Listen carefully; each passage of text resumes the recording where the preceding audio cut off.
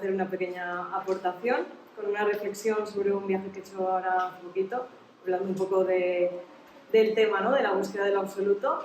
Para poneros un poco en contexto, los que no me conocéis, yo soy veterinaria de formación, pero hace unos años dejé el trabajo, en teoría para irme a viajar, aunque es muy, muy general, pero bueno, realmente lo que yo estaba buscando era otra cosa, ¿no? Llamémoslo libertad o entender un poco mejor pues, de qué va esto de este juego que es la vida, ¿no? Ver otras realidades y descubrir un poquito más, ¿no? Y bueno, el destino de la casualidad me llevó a Nepal, que es donde llevo ya unos años viviendo, ¿no?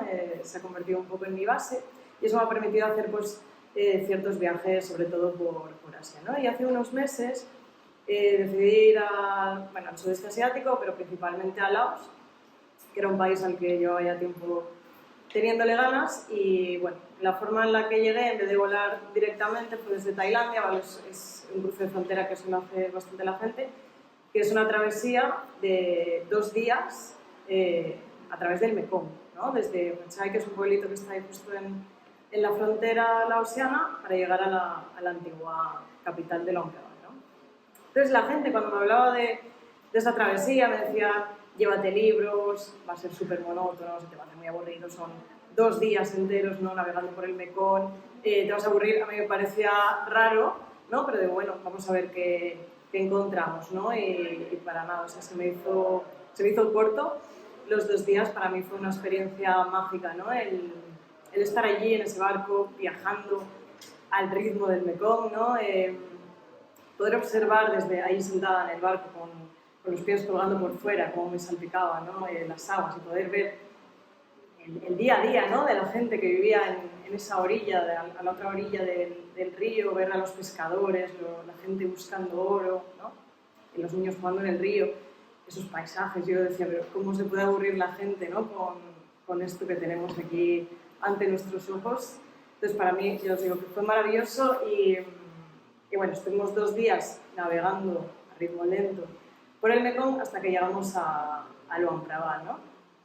Ya no se puede llegar hasta el mismo Luang Prabang, te dejan un poquito antes, porque bueno, ya el Mekong no es navegable entero, pero cada vez se va a hacer menos navegable porque se están construyendo presas a lo largo de todo el Mekong. Entonces, ya en breves, realmente ni siquiera esa corta travesía que hice yo de 2 días va a ser posible realizarla, ¿no? Todo esto se supone que va a llevar un desarrollo al país, ¿no? Que bueno, yo siempre me planteo si realmente este desarrollo va a ser un progreso o va a generar un impacto positivo en el país o solo en unos pocos, ¿no? Porque toda esa gente que vivía en el río, que vivía del Mekong, no sé hasta qué punto se va a beneficiar de estos cambios, ¿no? En el río. Y bueno, cuando llegamos a Luang Prabang me quedé fascinada con la ciudad, ¿no? Es una mezcla entre arquitectura colonial y bueno, todos los templos budistas, ¿no? Más de 50 templos, me pareció maravillosa y yo me acordé de un libro que me regaló Agustín justo hace un año en el encuentro del año pasado, que es el libro de Un adivino me dijo, de Tiziano Terzani, y me acordé que había un capítulo que hablaba justo de Laos y le dije a mi hermana, sácame unas fotos de ese capítulo porque quiero releerlo. Y bueno, yo me había quedado bastante impactada en esta navegación, porque yo un momento que me sentía más conectada con lo que había en la otra orilla que con lo que había en mi orilla, digamos, ¿no? En el barco. Yo veía a la gente, cuando a ratos miraba para atrás, yo veía a la gente durmiendo, con caras aburridas, mirando el móvil, con auriculares viendo Netflix, yo no entendía nada. La verdad, yo llegó un momento que pensé, tanto he cambiado, ¿no? Tanto me ha cambiado el viaje para sentirme más conectada con la otra orilla, ¿no? Y cuando me envió mi hermana las fotos del capítulo, yo no me acordaba, pero el capítulo de Laos justo se titulaba ¿En qué orilla está la felicidad? Claro, yo flipé y os voy a leer un párrafo de ese capítulo porque me pareció bastante representativo, ¿no? Con lo que yo sentí, que dice así: el Mekong era liso y tranquilo, el agua densa, con la superficie movida de vez en cuando por grandes burbujas de fango. Fluía lento entre 2 orillas que eran la esencia de la contradicción que anidaba en mi interior y que tanto deseaba resolver.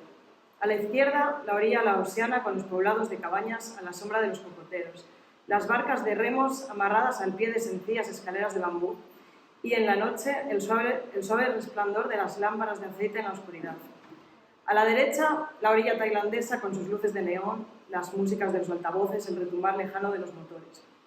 A un lado, el pasado del que todos quieren arrancar a los laosianos, y al otro, el futuro hacia el que todos creen que deben correr. ¿En qué orilla está la felicidad? Entonces me pareció algo muy representativo, ¿no? de lo que para mí había simbolizado el Mekong en ese momento, y bueno, ya no solo de Laos, sino de Asia en general. Creo que está perdiendo un poco esa espiritualidad que tanto la caracteriza, buscando un desarrollo y un progreso, no sé en base a qué prisma, ¿no? Porque eso siempre tiene pequeños matices, que no se sabe qué es desarrollo, qué es progreso, no qué es mejor. Me pareció muy representativo y bueno, eso me hizo reflexionar que así pues que cada vez está occidentalizándose cada vez más, ¿no? Pero bueno, sí que es verdad que aún quedan pequeños sitios, ¿no? Cuando te sales un poco del camino, en países pues, como Nepal o como Laos, que me fascinó porque a nada que te sales de las ciudades, que te metes en los pueblos, ves realmente la esencia del país. Es la primera vez que he visto grupos que eran puramente animistas, que no estaban influidos por ninguna religión. Entonces, bueno, fue un poco esa esperanza, ¿no? Y el decir, bueno, creo que esto es un poco lo que yo buscaba, ¿no? Ahora que hablamos de esto de la búsqueda del absoluto, ¿no? Cuando yo dejé el trabajo y todo, esto es la esencia que yo busco y que, bueno, que cada vez cuesta más encontrarla, pero que aún es posible encontrarla. Y nada, eso es.